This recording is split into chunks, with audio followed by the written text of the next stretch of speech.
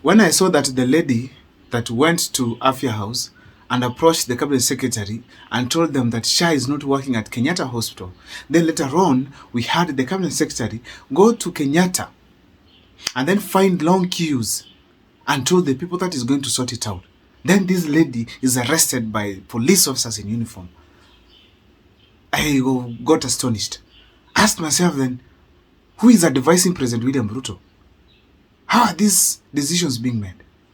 How did the police in Nairobi sit down and feel like, no, this lady, she's a threat and she needs to be arrested or maybe to be abducted? She had gone to receive care in a hospital in Italy. She has a heart problem. She has gone to seek medication. Because at Kenyatta Hospital, the SHAH is not working, or maybe even if it's working, long queues and slow systems. Now she went to a hospital, she felt it could have been a bit faster. Upon arrival, police officers come and arrest her without even notice, without explaining what the mistake is, what the offense she has committed, which offense she has committed, and drag her out. A 61-year-old, someone could just have summoned to come to office and she comes. Whichever police station you people wanted. And then you don't care what the world says about this. You don't care what people think about you. President William Ruto? No. That one was overboard. I mean, how could you allow that to happen? How could you allow that to happen? For heaven's sake. Kithure Kindiki. How could you allow that to happen? Douglas Kanja. How could you allow such kind of a thing to happen? For heaven's sake, how could that happen? A 61-year-old, what threat does she pose? Someone who just went to complain after.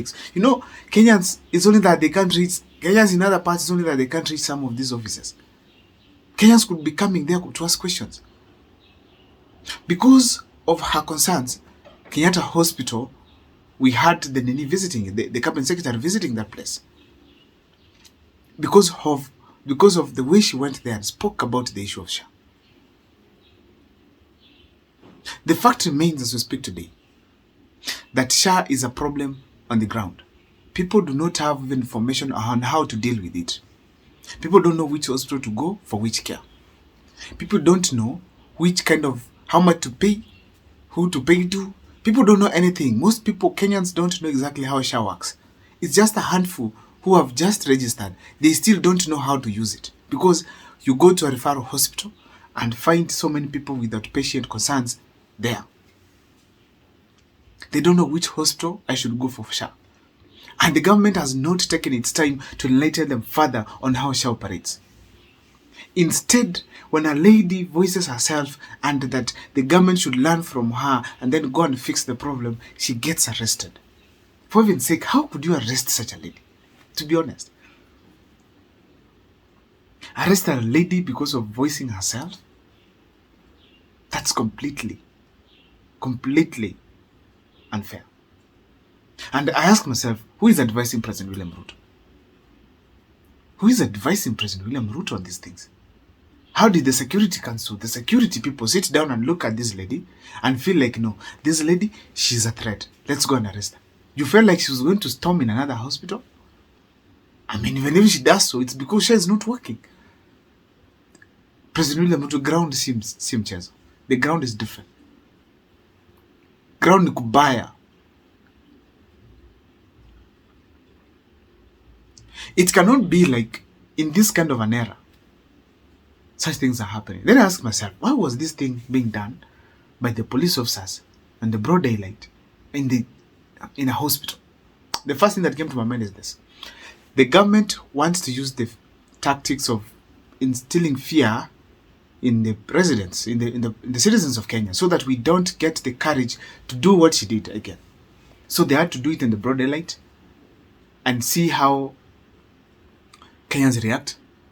I mean, they would just want, if Kenyans really have also the same concerns, they don't go to any other office to ask for questions because they fear they'll be arrested.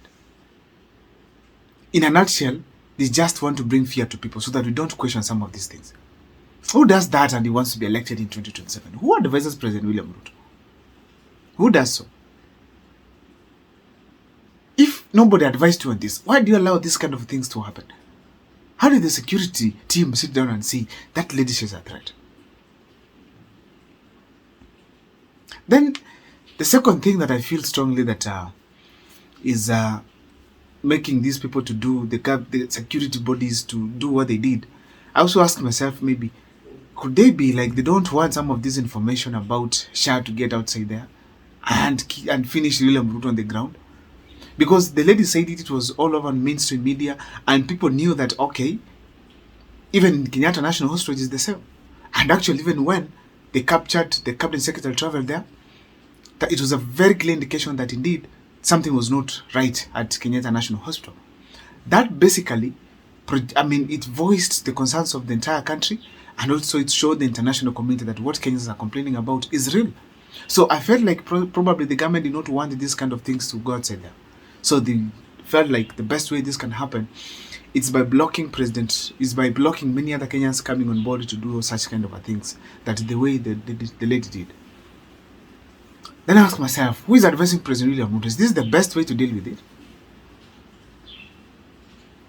Now, I also told myself, like, probably the government is going to pass the information that those people who come and abduct Kenyans are police officers not in uniform. Now, they can abduct with police officers in uniform. Because the ladies who came there to arrest this lady, she asked herself, what is this and that you guys want from me? They did not answer. Sema lazima tuende, upendo usipende unapeleka. Then you drag a lady from a place like that. Someone who has not refused to get arrested. You drag her literally in front of other Kenyans. And then you expect Kenyans to go to the ballot and vote for you in 2027? These things we won't forget, man. Me, I won't forget. What are roads if Kenyans are dying? What are roads if Kenyans are getting abducted? What are roads if Kenyans are being dragged by the police officers?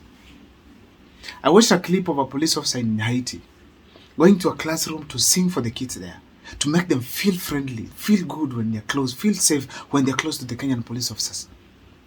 Entertaining them. Police officers there operating professionally. I don't know whether they're getting killed or not, but they're operating from the clips we are seeing, whether it's PR or not. That is the picture we want it to be depicted here, locally. But now when we get that locally here, when someone voices herself, a police comes and drags you from a place and you are 61 years old, you can't even fight them back, you can't even run, and then they drag you and they feel proud that they've done something good, honestly. Why don't we have the same professionalism being experienced in Haiti, being brought back here in the country? Who advises President William Ruto on these matters? Come on, guys, let me see the comment section. Who advises the president on these matters? I currently feel disappointed. This is the year I thought maybe such kind of actions will not be seen again. But it's a surprise to me that they're happening. The police officers in uniform. To make matters more worse, female police officers